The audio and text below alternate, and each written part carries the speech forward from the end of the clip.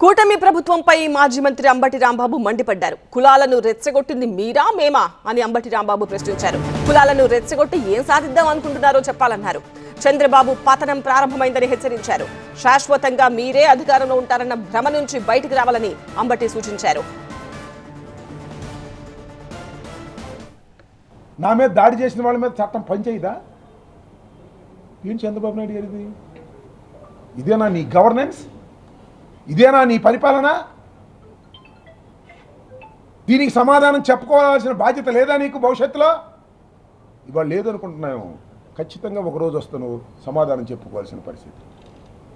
నేను మరోసారి చెప్తున్నా మీ అందరి సమక్షంలో మీడియా ద్వారా, నేను తిట్టని మాటలు తిట్టినట్టు రాశారండి.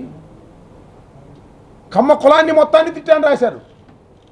చంద్రబాబు నాయుడు కులం పెట్టి తిట్టాను రాశారు. ఏమని చేయమండి ఇది? నా ఇంటి మీదకి వచ్చి నా కులం పేరు పెట్టి తిట్టారు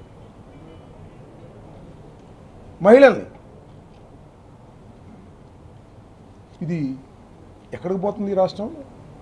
మీరు కులాలను రెచ్చగొడుతుంది మీరా మేమా? కులాలను రెచ్చగొట్టి ఏమి సాధిద్దామని అనుకుంటున్నారు మీరు? చంద్రబాబు నాయుడు గారు, మీ పతనం ప్రారంభమైంది, గుర్తుపెట్టుకోండి. శాశ్వతంగా మీరే అధికారంలో ఉంటాను అనేటువంటి భ్రమ నుంచి బయటకు రండి.